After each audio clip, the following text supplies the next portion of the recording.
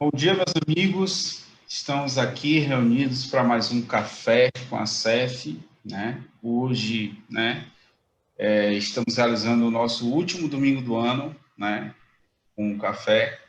E hoje teremos o tema Um Homem no Mundo, né?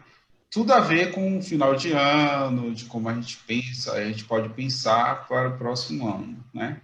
De como a gente viver nesse mundo, né, totalmente modificado, seja do lado, né, astral, seja do lado terreno mesmo, né, mas as mudanças estão acontecendo.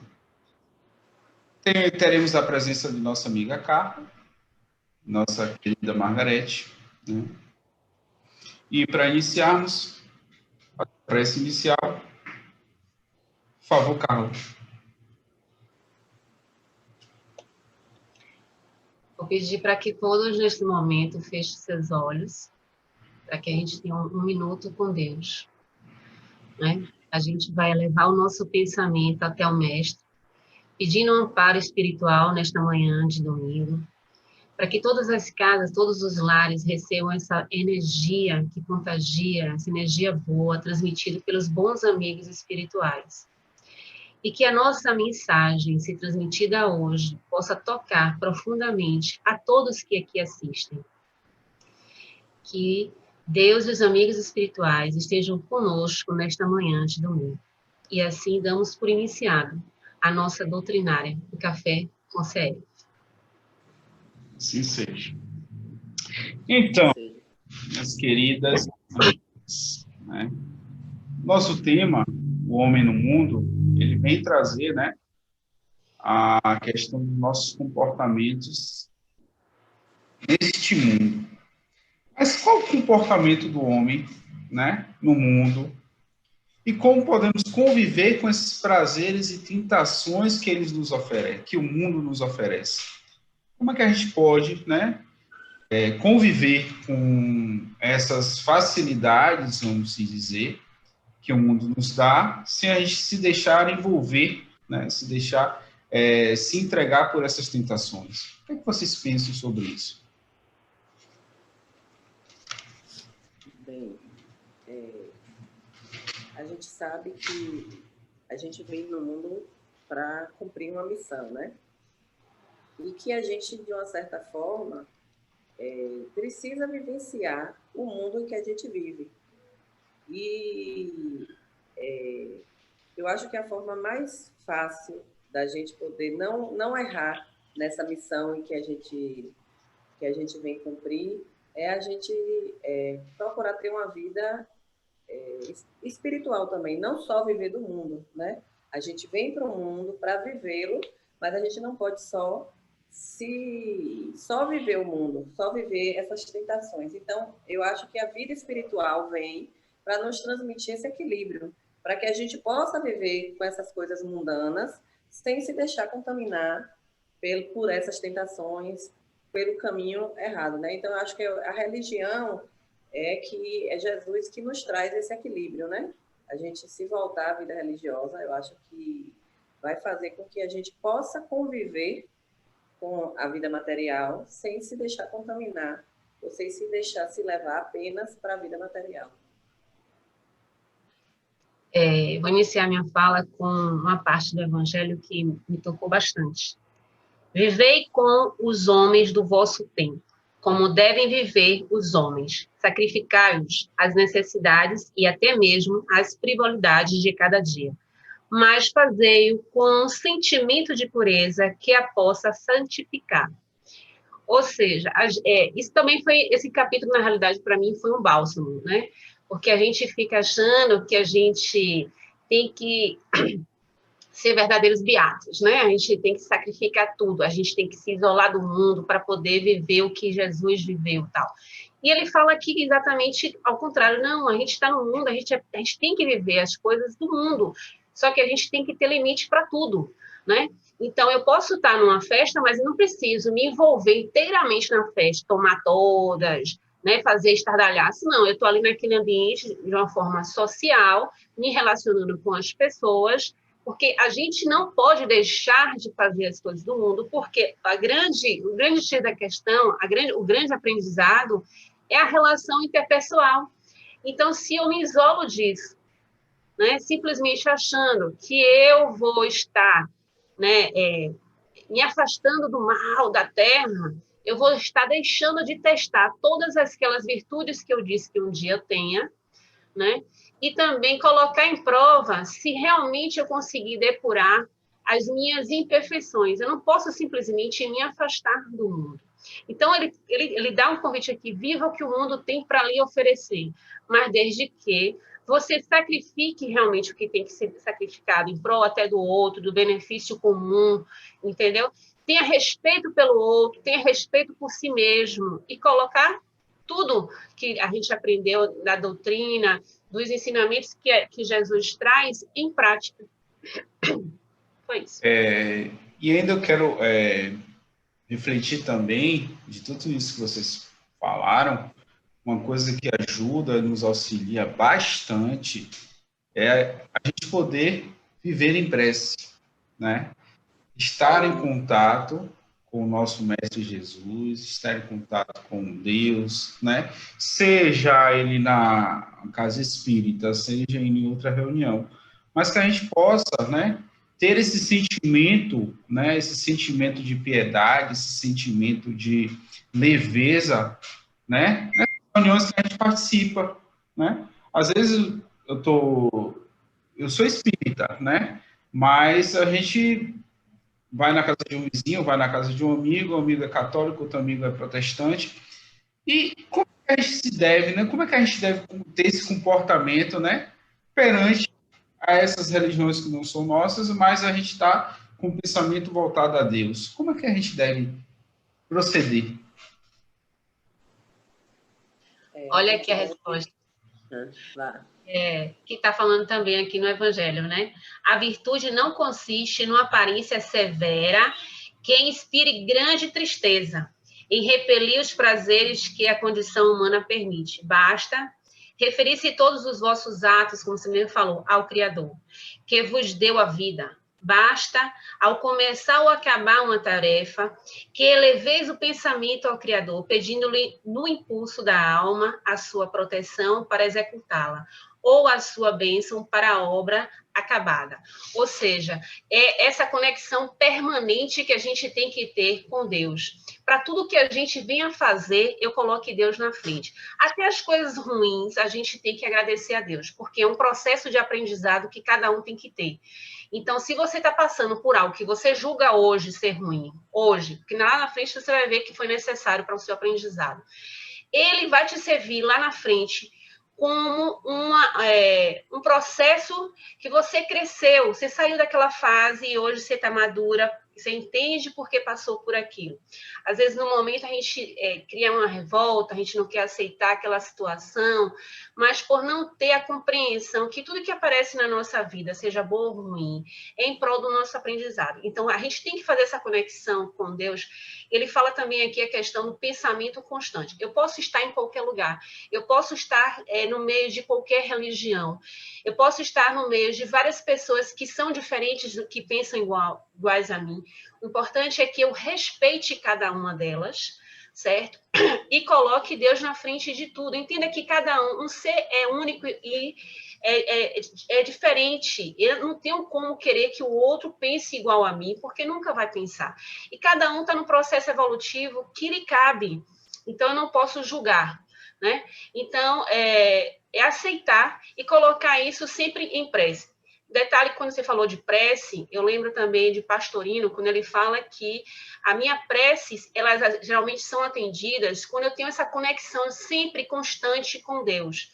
Quando eu só faço isso no meu momento de desespero, essa conexão, essa corrente fluídica, às vezes não chega na mesma intensidade de que se eu tiver o hábito sempre de colocar isso. Quando a gente coloca a prece em tudo, na vida da gente, as coisas ficam mais suaves, mais leves, mais compreensíveis, né? E a gente consegue ter mais leveza no viver.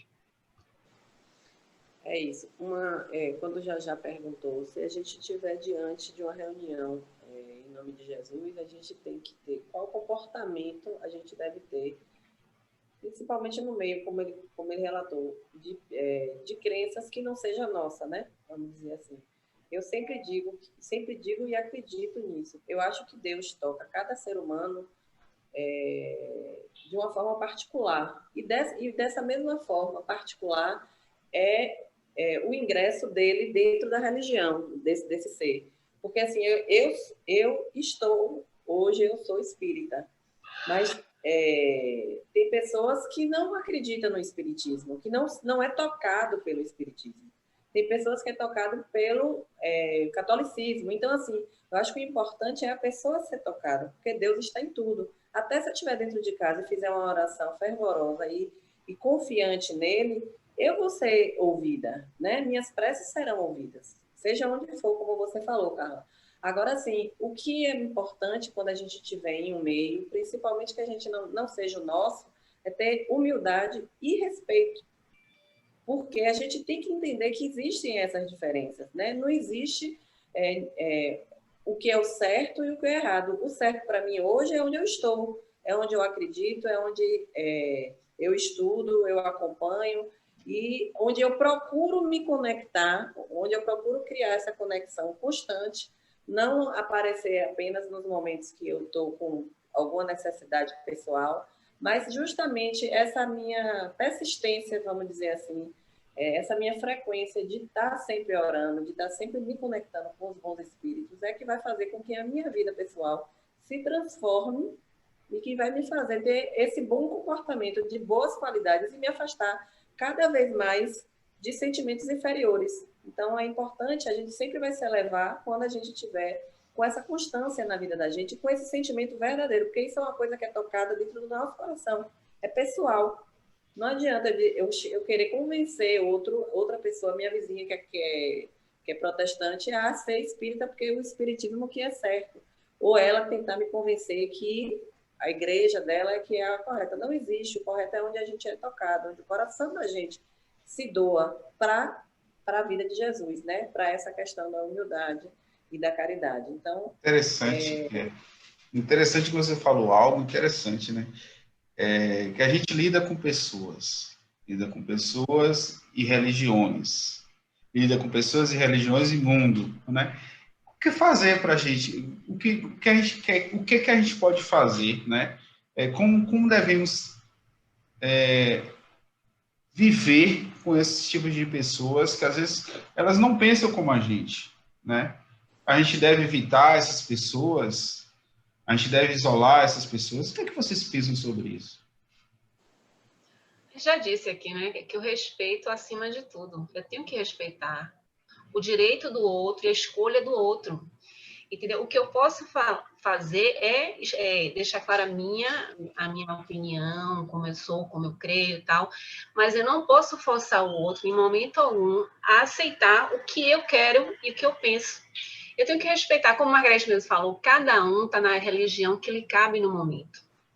Né? O mais importante é que ele cultive esse sentimento de estar com Deus e cultive principalmente, independente de qualquer religião, o pensamento positivo, que é o que o livro mais baseia aqui no Evangelho, esse capítulo, é que viva o mundo, mas viva o mundo com pureza, viva o mundo com respeito, viva o mundo com um pensamento positivo. Não deixe um segundo sequer germinar em vocês qualquer pensamento destrutivo. Porque quando a gente faz isso, a gente abre campo para as influências negativas.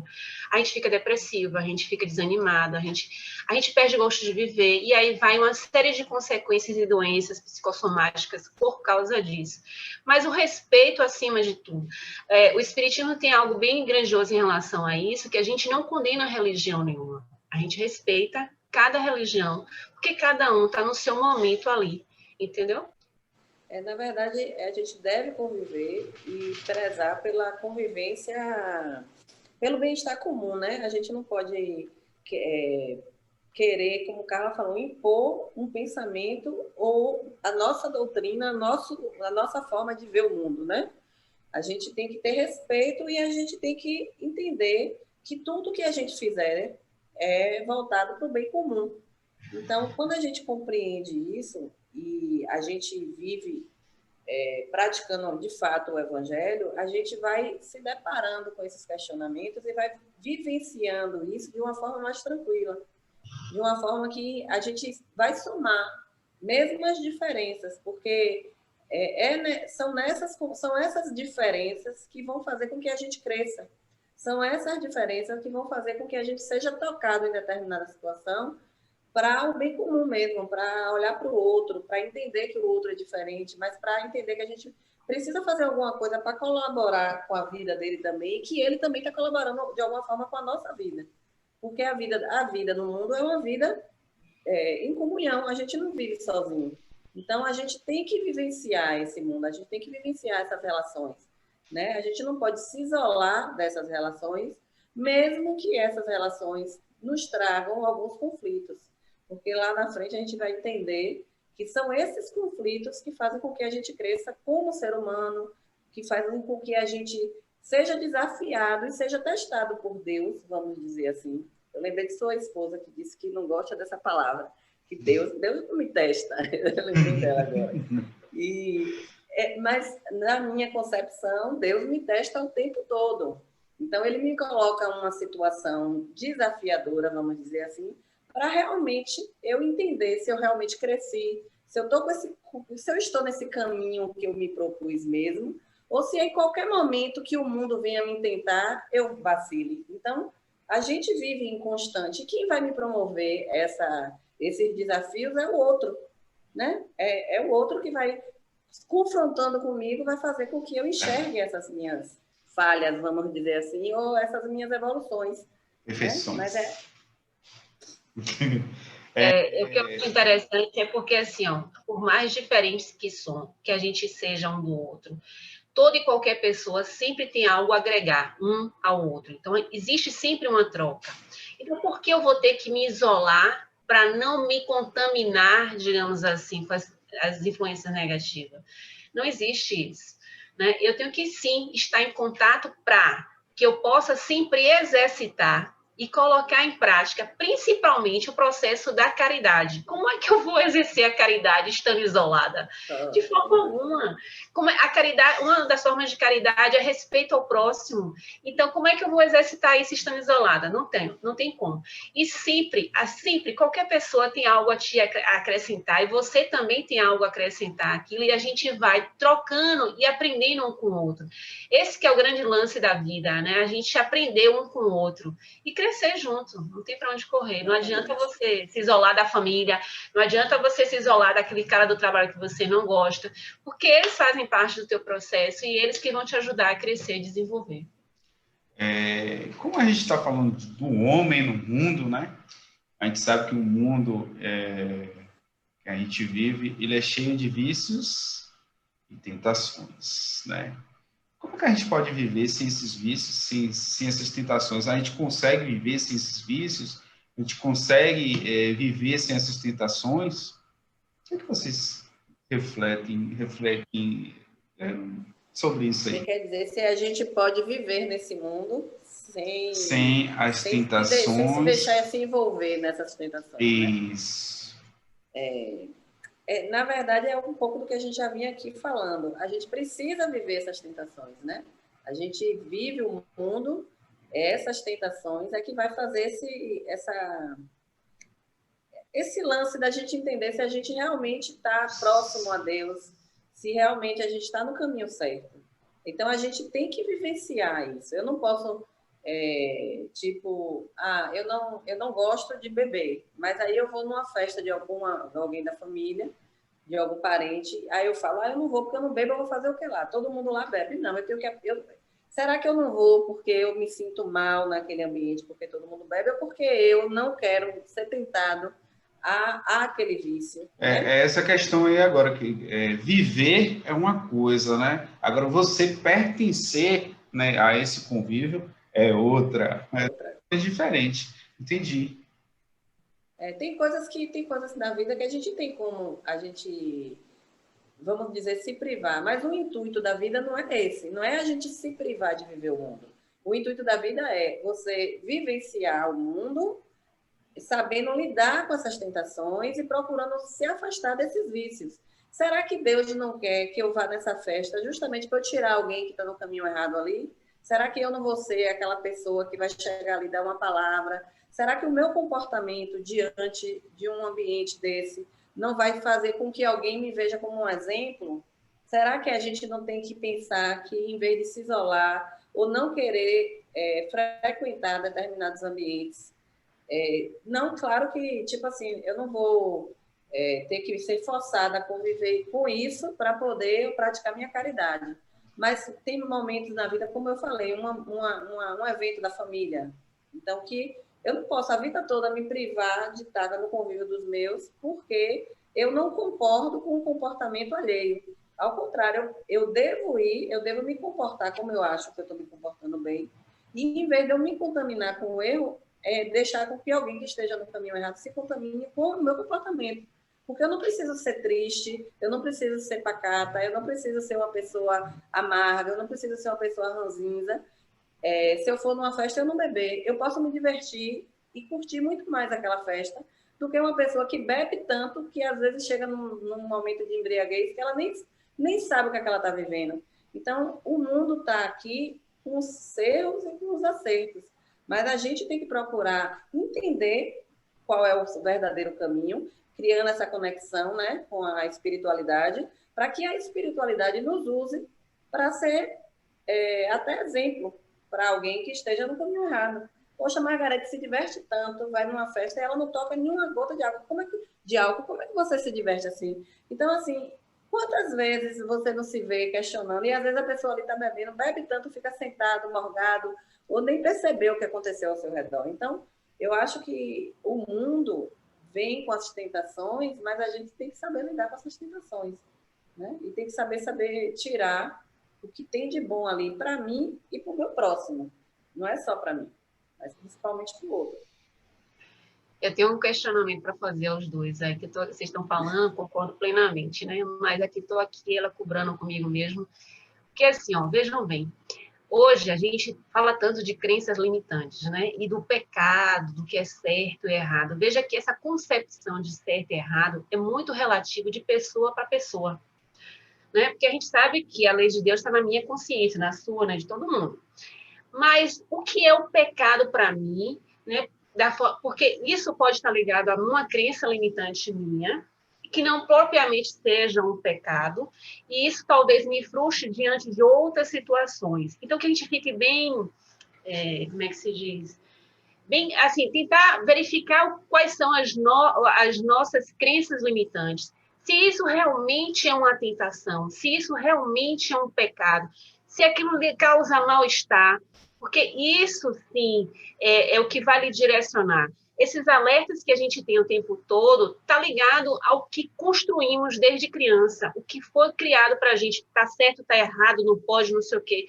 Então, de repente, por exemplo, para um criminoso, né, ele mata e acho que não é pecado, sei lá, na cabeça dele, tanto é que ele continua fazendo. Veja que o grau de consciência de cada um, à medida que a gente vai amadurecendo, aquilo fica mais em alerta, né? E aí vai seguindo e eu vou ter aquele sentimento de culpa porque eu fiz errado e tal. O que vocês acham a respeito desse link? Crença limitante com tentação e pecado. Eu vou trazer 2 exemplos para vocês, só para tentar elucidar mais. Por exemplo, tem religiões que falam do tipo de roupa, que não pode usar assim, tem que ser comprido, cabelo grande, não sei o quê, coisa e tal. Isso não deixa de ser, porque, tipo assim, por que limitar o comportamento? O que interfere no comportamento visual da pessoa em relação ao ser, né? Ser melhor, se limitar a poder viver, a vestir o que ela quer, sei lá.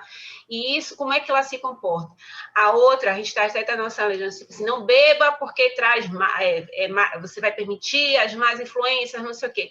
Vejam que essa percepção, isso está ligado também, de uma certa forma, à questão de tudo tem limite. Foi o que a Margarete falou no instante, eu posso estar naquele ambiente, mas eu não preciso estar ali usufruindo de tudo intensamente, né? Eu tenho que ter limite para aquilo dali. Então, isso está muito ligado a gente perceba que é uma teia, nada está sozinho, nada está interligado. mas a gente tem que desconstruir muitas coisas que a gente, antigamente, que era dente por dente, olho por olho, a gente desconstruiu, a gente evoluiu e entendeu que não é necessário isso mais. E aí a gente vem desconstruindo um monte de coisas que a gente viu que nos limitavam e que a gente evolui no processo de entendimento melhor, para entender o outro melhor. Entendeu? Continua, Margareth, para te interromper. Não, eu ia falar nesse sentido, de que já falou. Na verdade, essa crença limitante é o que você acredita, né? É o que você foi criada. Eu fui criada desde pequena. Eu vou falar de mim. Meu pai faleceu, eu tinha 10 anos. E, assim, o que eu lembro de meu pai é que ele não permitia, porque ele só tinha 6 filhas mulheres, que homens, rapazes, ou quem quer que seja, mesmo que fosse alguém da família, brincasse com a gente, porque na casa dele só tinha mulher e não queria homem lá. Então, eu tinha um tio, que é o irmão de minha mãe, que eu sou a neta mais velha e ele é o filho mais novo. Então, a diferença da gente era muito pouco. Então, às vezes, ele ia lá para casa para brincar comigo. Eu lembro que um dia meu pai chegou e fez um escândalo, porque minha mãe permitiu que ele estivesse brincando comigo. Então, eu percebo que eu cresci com essa crença limitante. Para mim, todo homem que se aproxima de mim não vai ter uma amizade, não vai se aproximar por um outro intuito. Sempre eu vou achar que ele está olhando para mim, que ele está com uma segunda intenção. Então, eu estou falando de uma coisa de uma vida pessoal, mas que quer dizer que me poda, de repente, a ter relações, vamos dizer assim, com pessoas do sexo masculino, porque na minha cabeça, porque eu fui criada desse jeito, todo mundo que se aproxima de mim tem um interesse em uma conotação totalmente deturpada. Então, isso de uma certa forma, não dentro da religião, mas dentro do comportamento humano, é uma crença limitante, porque eu me limitei a acreditar nisso, que meu pai me colocou na minha mente. E como isso, a gente vê nas religiões várias situações em que faz com que a gente acredite que se eu fizer isso ou aquilo é pecado. Então, assim, às vezes eu tenho que ter um cabelo comprido, uma saia até o pé, porque eu estou dentro de uma linha, de uma linha em que vai me poupar do pecado. Mas ali eu não ajudo minha vizinha, eu sou uma pessoa ruim, eu sou uma pessoa mesquinha, eu sou uma pessoa que, dentro do meu comportamento, como ser humano, eu não tenho nada de bom, mas eu tenho cabelo grande e eu tenho uma saia até o pé, ninguém vê. Se pudesse, eu botava até uma burca, porque ninguém vê, não vê nada meu. Então, assim, o que a gente tem que entender é que essa questão do comportamento, esses pecados que o mundo traz para a gente, faz realmente com que a gente se limite de uma certa forma. E o intuito da religião, o intuito de Deus e dos bons espíritos é fazer com que a gente evolua como ser, e não como o ser visual da Terra, mas como um ser interior, né? Sim. Então, é nisso que a gente tem que se desvencilhar dessas coisas do mundo. Então, saber o que é certo, né? Saber o que quais são esses sentimentos puros, esses sentimentos bons que eu posso desenvolver dentro de mim e que vai me tornar uma pessoa melhor. E não apenas situações exteriores, não apenas indícios de comportamento. Não tem nada a ver. Eu tenho que me preocupar com o que me melhora como ser humano, enquanto a caridade que eu vou fazer ao meu próximo, enquanto eu como uma boa mãe, enquanto eu como uma boa vizinha, como uma boa irmã. Então, assim, esses pensamentos, essas qualidades é que eu tenho que cultivar dentro de mim e, através da oração, através do convívio com os bons espíritos, através do exemplo de Jesus, é que eu vou me tornar uma pessoa melhor e vou poder viver no mundo sem me contaminar com todos esses pecados que muitas vezes são impostos, né? Verdade. E trazendo o seu pensamento, né, trazendo a sua fala, aí eu trago também um questionamento bacana também. Onde está a perfeição? Já que a gente está falando tal, de como deve ser um homem do mundo, mas onde estaria então essa perfeição que Deus tanto busca dentro de nós? O Evangelho responde. A perfeição, como disse o Cristo, encontra-se inteiramente na prática da caridade sem limites, pois os deveres da caridade abrangem todas as posições sociais, desde as mais ínfimas até as mais elevadas. É óbvio que o único ser perfeito que a gente teve até hoje aqui foi o Cristo. Então, a busca incessante que nos vai conduzir é a caridade. retomando a fala de Margarete, no que ela falou do início aí do exemplo dela, veja como está ligada à questão da religião, apesar de não parecer, mas está, porque como é que eu vou praticar a caridade de aceitar o outro como ele é, se eu tive uma crença limitante que os homens que se aproximam até mim é por um interesse? Então, você já cria uma certa rejeição, né? Até a questão de vestimenta e tal. E aí é só ser aceita assim, daquele determinado grupo. Então, quando a gente entende o outro e respeita o outro como ele é, então eu estou exercendo ali a caridade de respeito ao indivíduo, né? Então, não tem como desvincular. A nossa vida não tem como desvincular das leis morais. É só a gente pegar agora, colocar em prática tudo que a gente aprendeu no nosso dia a dia. É fácil? Não, não é fácil. Mas é o único caminho. O caminho é esse. Palavra-chave. A fazer a caridade sem distinção, entendeu? Tem todos os níveis de caridade, como ele mesmo falou aqui, da mais pequitica, a mais elevada, né? Aquela que todo mundo vê, não sei o que tal, mas os pequenos atos que a gente tem no nosso dia a dia faz uma diferença, não é para ninguém, não, é para a gente.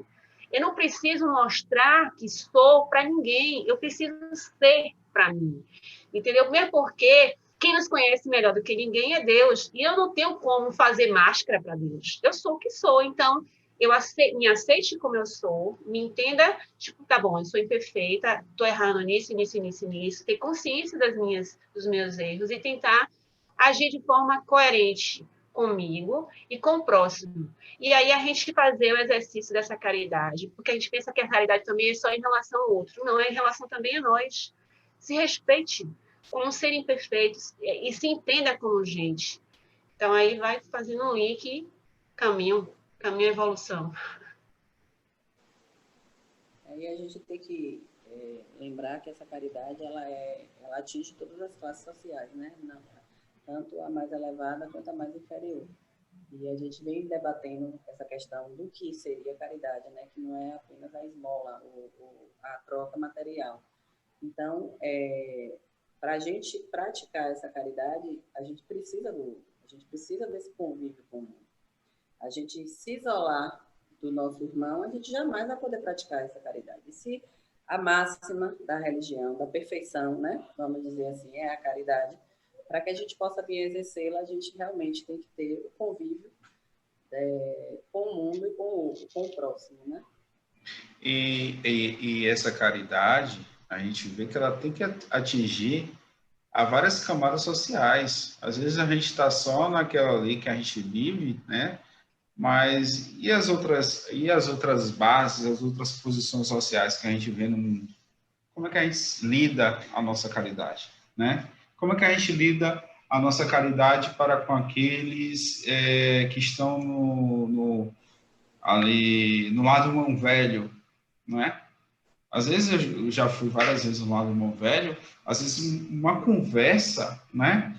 Uma troca de sorriso, uma troca de piada, para eles ali, a Maria ganharam um dia, né? E a gente sai de lá, né? Como Carla falou, muito mais gratificante, muito mais vigoroso para a gente continuar na nossa missão. Isso aí. Então, minhas amigas, como a gente já está chegando no finalzinho, né? A gente perpassou, né, por vários setores, né? Mundo, né? Mas o que fica, né?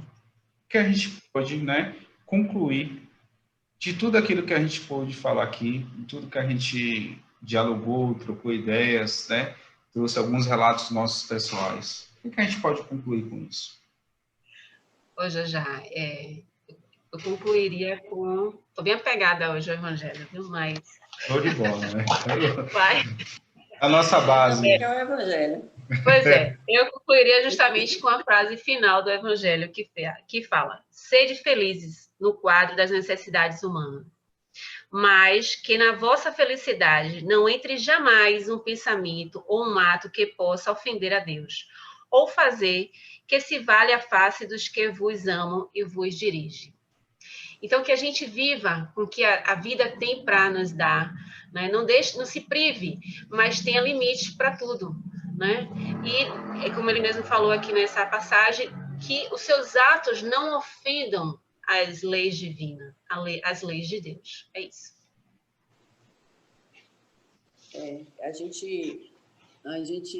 Eu vou reforçar essa necessidade da gente ter contato com o outro e da gente, que é com esse contato, né, é que a gente vai ter o ensejo de praticar a caridade. E seja a caridade ela como for. Às vezes, tem pessoas que têm muito dinheiro, são muito ricas, mas são pessoas que estão depressivas, são pessoas que precisam de uma palavra, são pessoas que estão, às vezes, em cima de uma cama. Não lhe falta nada material, mas lhe falta um pouco de fé, lhe falta um pouco de amor, né? E Deus é amor.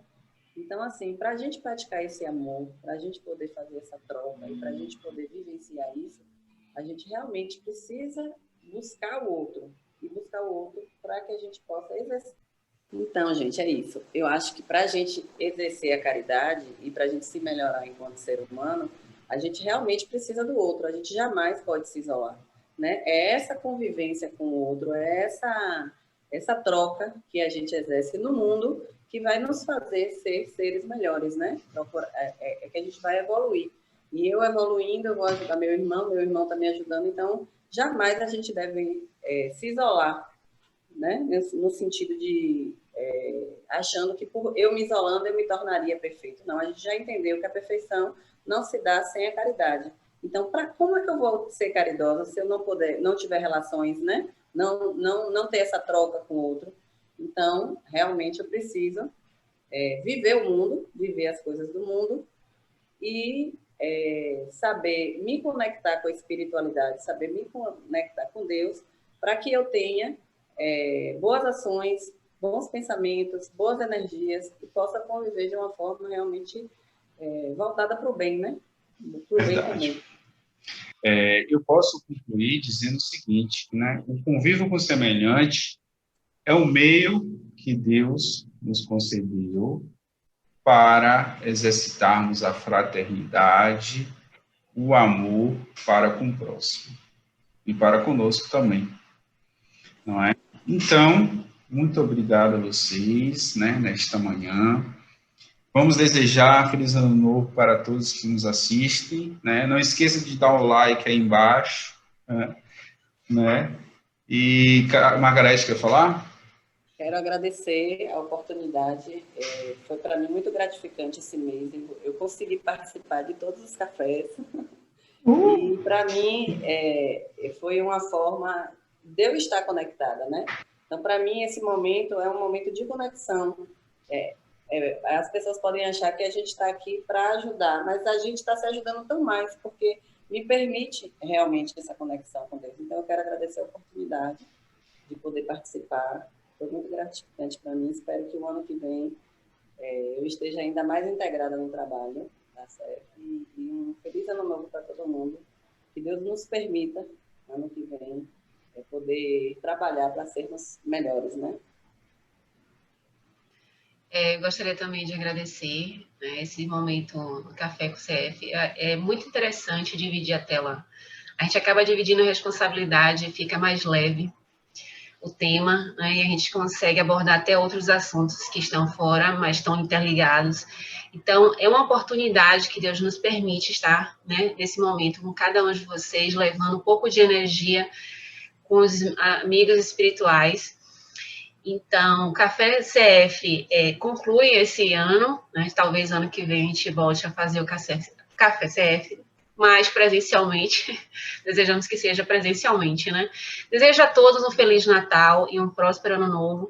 A pandemia é algo ruim, mas é algo também de aprendizado. Então, que cada um aproveite esse momento natalino para fazer uma autorreflexão, verificar quais são as suas crenças limitantes, destruam todas elas e vivam com liberdade, mas cultive o bom pensamento, para que esse pensamento, somado aos outros pensamentos, a gente consiga ter um ano de 2021 melhor do que o que foi agora. E fé e força e foco que todo mundo vai vencer um dia. Tchau, gente. Tchau, gente. Vamos fazer a prece final. Vamos fechar os nossos olhos. buscar a presença dos nossos amigos espirituais que estão na nossa casa, que está conosco. Que Deus, na sua infinita sabedoria, possa nos conduzir para o próximo ano com a proteção necessária, com a segurança necessária. E que o amor se reine por todo o planeta, por toda a eternidade. Assim seja. Assim seja. Tchau. Tchau, bom domingo a todos. Até o próximo ano. Tchau.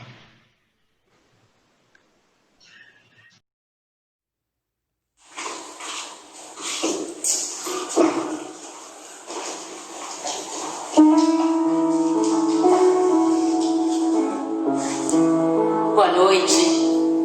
Sejam bem-vindos à nossa atividade de hoje, onde estamos prestando uma breve homenagem, relembrando os natais passados, de tantos abraços, de tantos Viva Jesus, o perene Natal, o permanente Natal, pois Jesus é a mensagem sublime que desceu do céu para nos encantar, para nos convidar à renovação. Que seja para todos nós um permanente Natal. Que a alegria seja a nossa forma de viver. Que possamos irradiar o amor hoje no Natal e no Ano Novo que virá. Feliz Natal, feliz Ano Novo.